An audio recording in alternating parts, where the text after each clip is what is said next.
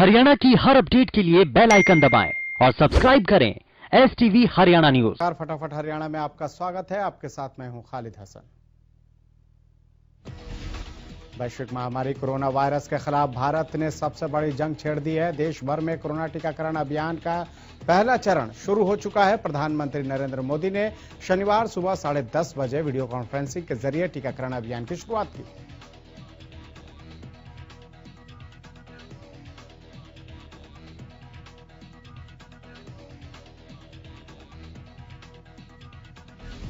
प्रधानमंत्री मोदी ने कहा कि शनिवार को दिन का पूरे देश को बेसब्री से इंतजार रहा। कितने महीनों से देश के हर घर में बच्चे बूढ़े जवान सभी की जुबान पर यह सवाल था कि कोरोना वैक्सीन कब आएगी। अब वैक्सीन आ गई है। बहुत कम समय में कोरोना की वैक्सीन आ गई है। पीएम ने कहा कि भारत में दुनिया का सबसे बड़ा टीकाकरण अभियान शुरू हो रहा है। मैं सभी देशवासियों को इसके लिए बहुत बहुत बधाई देता हूं। पीएम मोदी ने कहा कि इतिहास में इतने बड़े स्तर का टीकाकरण अभियान पहले कभी नहीं चलाया गया है।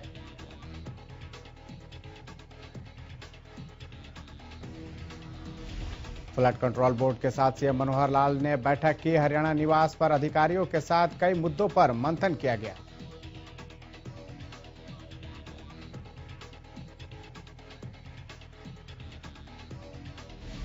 प्रदेश के स्वास्थ्य मंत्री अनिल विज कोरोना वैक्सीन शुरुआत के बाद नागरिक अस्पताल पहुंचे। इस दौरान अनिल विज ने अपनी देखरेख में टीकाकरण शुरू करवाया। अस्पताल पहुंचने पर अनिल विज ने कोरोना वॉरियर्स को बधाई दी और कहा कि कोरोना वॉरियर्स और दूसरे लोगों को वैक्सीन का लंबे समय से इंतजार था।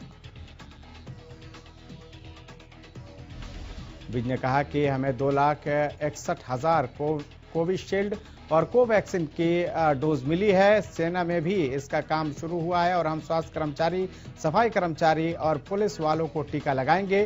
कुल 63 लाख लोगों को टीका लगाया गया।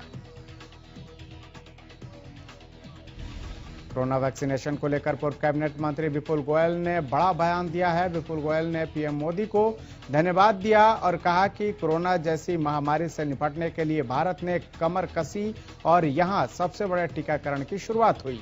साथ ही विपुल गोयल ने लोगों से अपील की कि लोग वैक्सीन को लेकर किसी भी भ्रम में न रहें। ये बहुत ही सफल और सार्थक वैक्सीन है। सोनीपत सिविल अस्पताल में कोरोना वैक्सीनेशन की शुरुआत की गई। यहां पहला कोरोना का टीका चतुर्थ श्रेणी की महिला को लगाया गया। जिले में पहले चरण में 5,000 लोगों को कोरोना वैक्सीन का टीका लगाया गया। वहीं दूसरी डोज 28 दिन बाद लगाई जाएगी। भिवानी में विधायक घनश्याम सर्राफ और डीसी जयबीर आर्य की मौजूदगी में कोरोना वैक्सीनेशन अभियान की शुरुआत की गई। भिवानी में सबसे पहले टीका अस्पताल में तैनात एम्बुलेंस के ड्राइवर को लगाया गया। डीसी जयबीर आर्य ने बताया कि 7,400 डोज भिवानी को मिली है। उन्होंने बताया कि जल्द ही अब कोरोना से छुटकारा मिल जाएगा। अंबाला कैंट में कोरोना वैक्सीन का टीकाकरण अभियान शुरू किया गया। सबसे पहले Ambala civil surgeon doctor Kuldeep Singh को वैक्सीन की डोज दी गई। कैंट के नागरिक अस्पताल में सीएमओ और स्वास्थ्य कर्मी रोशनी ने टीका लगवाकर वैक्सीनेशन अभियान की शुरुआत की।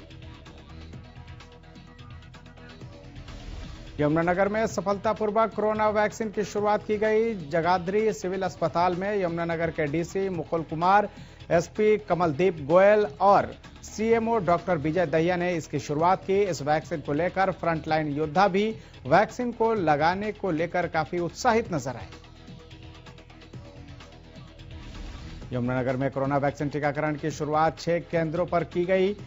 सीएमओ ने डॉक्टर विजय दहिया और उनकी पत्नी डॉक्टर पूनम दहिया ने भी वैक्सीन लगवाई। कोरोना वैक्सीन की पहली लाभार्थी कुसुम भी बेहद उत्साहित नजर आईं। वो पिछले 8 साल से सिविल अस्पताल में सफाई कर्मचारी का काम कर रही हैं। रादौर सरकारी अस्पताल में कोरोना वैक्सीन की शुरुआत की गई। रादौर में 99 लोगों का टीकाकरण किया गया। पीएम मोदी के अभिभाषण के बाद वैक्सीन लगाने का कार्य शुरू कर दिया गया था। एसएमओ ने बताया कि उनके पास 110 कोविशील्ड वैक्सीन के डोज पहुंचे हैं। गुरुग्राम में कोरोना वैक्सीन के अभियान की शुरुआत की गई। यहां सबसे पहले सफाई कर्मी को कोरोना का टीका लगाया गया। सीएमओ गुरुग्राम ने भी वैक्सीनेशन पर फैली भ्रांतियों को दूर करने के मकसद से खुद को टीका लगवाया। अपनी टीम के अन्य डॉक्टर्स को भी इसके लिए प्रेरित कर मिसाल पेश की। वहीं chief medical officer Virender Yadav की माने तो शुरुआती चरण में सफाई कर्मी और उसके बाद दूसरी पंक्ति में पुलिस कर्मियों को वैक्सीन दी जाएगी। बता दें कि साइबर सिटी में कोरोना ने प्रदेश भर में सर्वाधिक कहर बरपाया था। गुरुग्राम में 57,729 मरीजों में कोरोना की पुष्टि हुई थी, जिसमें 56,742 मरीजों ने कोरोना को मात दी थी। सिरसा में कोरोना वैक्सीनेशन का टीकाकरण अभियान शुरू हो चुका है। शुक्रवार को सिरसा में वैक्सीन की पहली खेप पहुंची थी। सिरसा को कोरोना वैक्सीन की 7,320 डोज दी गई है। पहले चरण में स्वास्थ्य कर्मियों को टीका लगाया गया। पंचकुला के अस्पतालों में भी कोरोना के खिलाफ टीकाकरण अभियान की शुरुआत की गई। पहले चरण में पंचकुला में मेडिकल स्टाफ को कोरोना का टीका लगाया गया। वहीं सफाई कर्मचारियों को भी टीका लगाया गया। बल्लभगढ़ में परिवहन मंत्री मूलचंद शर्मा ने टीकाकरण अभियान का रिबन काटकर शुभारंभ किया। यहां सबसे पहला टीका सफाई कर्मचारी को लगाया गया। फरीदाबाद के बादशाह खान अस्पताल के सीएमओ रणदीप पुनिया, डॉक्टर गजराज समेत स्टाफ टीकाकरण के दौरान मौजूद रहे। कैथल में भारतीय किसान यूनियन के लोगों ने किया कोरोना वैक्सीन का विरोध। कैथल के Jat shining star public school में कोविड-19 का शुभारंभ होना था, जिसका शुभारंभ कैथल के विधायक लीलाराम के हाथों करवाया जाना था, लेकिन उससे पहले ही भाकियू के लोग वहां पहुंचे और नारेबाजी शुरू की।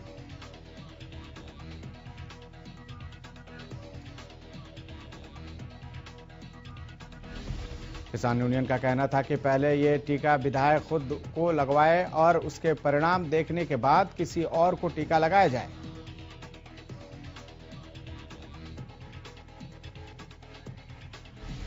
किसानों ने कहा कि हम कोरोना वैक्सीन का विरोध करते हैं, क्योंकि इस वैक्सीन का टीका मंत्री अनिल विज को भी लगाया गया था, जिसकी वजह से वो काफी समय तक उपचाराधीन रहे और ये टीका अब आम लोगों को लगाया जा रहा है, जिनके पास ज्यादा संसाधन भी नहीं है। अगर उनको कुछ हो जाता है तो उसका कौन जिम्मेदार होगा।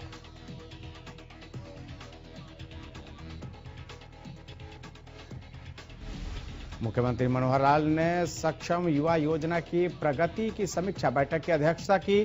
प्रदेश में कोई भी युवा बेरोजगार न रहे, इस विजन को साकार करने के लिए प्रदेश सरकार ने सक्षम युवा योजना के तहत 6 महीने की एग्जिट रणनीति तैयार की है।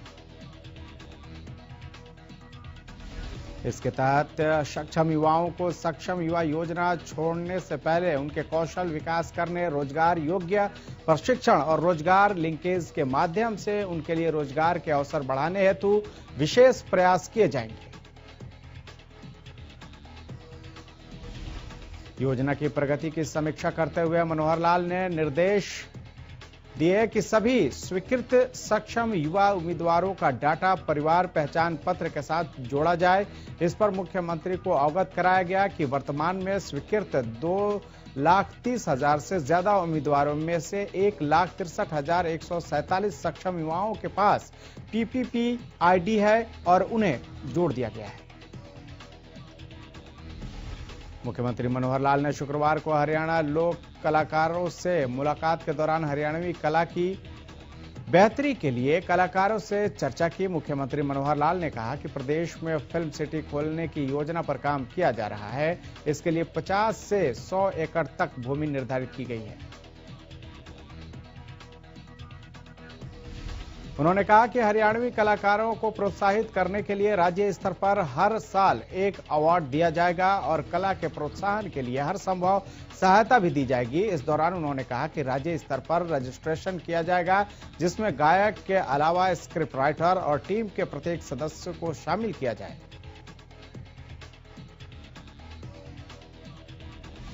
कांग्रेस की वरिष्ठ नेत्री और तोशाम से विधायक किरण चौधरी करनाल पहुंची। इस दौरान प्रेस कॉन्फ्रेंस कर उन्होंने केंद्र और प्रदेश सरकार पर जमकर निशाना साधा। कृषि कानूनों को लेकर किरण चौधरी ने बीजेपी पर तीखा हमला किया। किरण चौधरी ने कहा कि बीजेपी के राज में सब दुखी हैं। उन्होंने कृषि कानून को रद्द करने की मांग की। किरण चौधरी ने बीजेपी नेताओं पर किसानों को बांटने का प्रयास करने का आरोप भी लगाया। शुक्रवार को ही किसानों और सरकार के बीच 10वें दौर की बैठक भी बेनतीजा रही। दोनों पक्षों में किसान कानून को निरस्त करने पर गतिरोध बरकरार है।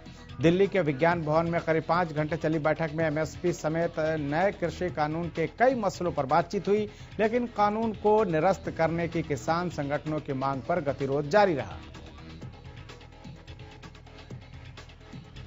सरकार और किसानों के बीच अब 19 जनवरी को अगली बैठक होगी। गौरतलब है कि सुप्रीम कोर्ट द्वारा बनाई गई कमेटी के बाद सरकार किसान के बीच हुई ये पहली बैठक थी। बैठक के बाद किसान नेताओं ने कहा कि एक भी मुद्दे पर सहमति नहीं बनी है। सरकार समय बर्बाद कर रही है, लेकिन वो कानून वापसी तक घर नहीं जाएंगे। किसान और सरकार के बीच 10वें दौर की बैठक बेनतीजा होने के बाद शंभू टोल प्लाजा पर बैठे किसानों ने कहा कि अब हमें 19 तारीख को होने वाली मीटिंग से कोई उम्मीद नहीं है।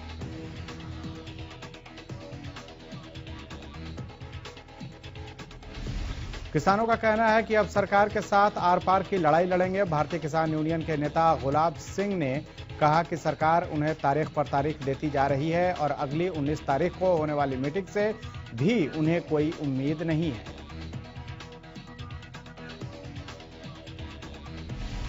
बरवाला के उकलाना में किसानों ने ट्रैक्टर मार्च का रिहर्सल किया। सैकड़ों की संख्या में किसान उकलाना और बरवाला से ट्रैक्टर पर सवार होकर निकले। किसान भैरी, अकबरपुर, साहू, किनाला, पाबड़ा होते हुए बरवाला एसडीएम कार्यालय पहुंचे। फतेहाबाद के जिला मुख्यालय पर किसानों ने ट्रैक्टर मार्च का रिहर्सल किया। इस दौरान भारी संख्या में किसान ट्रैक्टरों पर नजर आए। किसानों का कहना है कि रिहर्सल 26 जनवरी के लिए की जा रही है। इस दौरान किसानों ने गांव में मौजूद सभी किसानों से दिल्ली कूच की अपील की। गुहाना के गांव खानपुर में बीपीएस महिला विश्वविद्यालय में अस्थायी असिस्टेंट प्रोफेसर का धरना दूसरे दिन भी जारी रहा। धरने के दूसरे दिन सर्व कर्मचारी संघ ने धरने पर पहुंचकर अस्थायी असिस्टेंट प्रोफेसरों को अपना समर्थन देते हुए इनकी मांगों को जल्द पूरा करने की मांग की।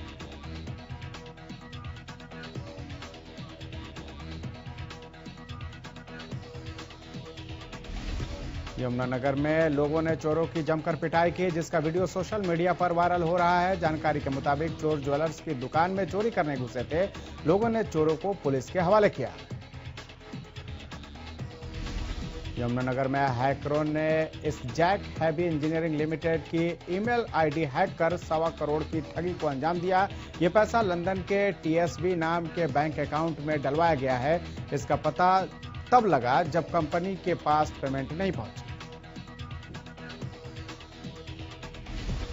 इस ठगी से जुड़ी शिकायत पुलिस 2 अलग मिली है, जिस पर पुलिस ने कार्रवाई करते हुए धारा 420, 406 और 66D के तहत 2 एफआईआर दर्ज कर जांच शुरू की। एडिशनल एसएचओ सतपाल ने बताया कि उन्हें इस जेक के वाइस प्रेसिडेंट अनिल सुंदर की ओर से शिकायत दी गई कि मेल आईडी हैक कर करीब 2 मामलों में 1.25 करोड़ की ठगी की गई है, जिस मामले में जांच जारी है। हांसी पुलिस ने कैंसर जैसी बीमारी से ग्रस्त लोगों की हादसे में मौत दिखाकर लाखों के बीमा क्लेम हड़पने वाले गिरोह के सदस्यों को गिरफ्तार किया है। पुलिस ने कार्रवाई करते हुए पोस्टमार्टम रिपोर्ट तैयार करने वाले हांसी सिविल अस्पताल के डॉक्टर को गिरफ्तार करके कोर्ट में पेश किया। आरोपी डॉक्टर विजय स्वरूप को कोर्ट ने 2 दिन की पुलिस रिमांड पर भेजा है। जिला पुलिस के आर्थिक अपराध शाखा ने मामले में जांच तेज कर दी है और मृतकों के परिजन भी रडार पर हैं।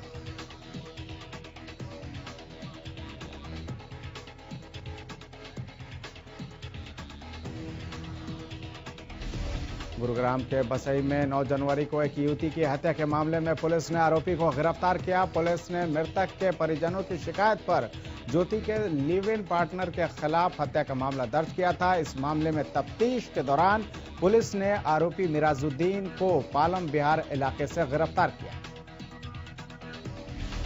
पुलिस की माने तो मृतक ज्योति और मिराजुद्दीन की मुलाकात शहर के निजी अस्पताल में नौकरी के दौरान हुई थी। दोनों में पहले दोस्ती और फिर प्यार हुआ, जिसके बाद बीते 2 महीनों से मृतक ज्योति बसई एनक्लेव इलाके में मिराजुद्दीन के साथ रहने लगी थी। वहीं ज्योति लगातार मिराजुद्दीन पर शादी करने का दबाव बनाने लगी थी, जिससे तंग आकर मिराजुद्दीन ने बीती 9 जनवरी की देर रात ज्योति की उसी की चुन्नी से गला दबाकर हत्या की वारदात को अंजाम दिया और उसके शव को फांसी से लटकाकर मौके से फरार हो गया। हाथी पुलिस ने शुक्रवार देर शाम कॉलेज रोड पर कई कैफों पर छापेमारी की। डीएसपी विनोद शंकर की अगुवाई में पुलिस ने 5 कैफों पर छापेमारी करके कैफे मालिकों को वहां चल रही अनियमितताओं को लेकर आदेश दिए।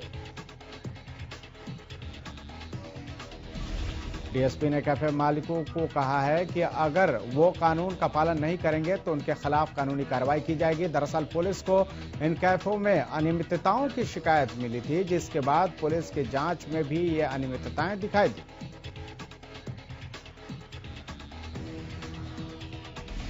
क्राइम ब्रांच ने अशोक राठी गैंग के 3 कुख्यात शूटर्स को गिरफ्तार कर इनके कब्जे से भारी मात्रा में हथियार बरामद कर दोनों मामलों का खुलासा किया है। दरअसल क्राइम ब्रांच को 15 जुलाई 2020 के दिन भोंडसी थाना क्षेत्र के अलीपुर गांव के सरपंच मनोज की हत्या के खुलासे की टास्क मिली थी।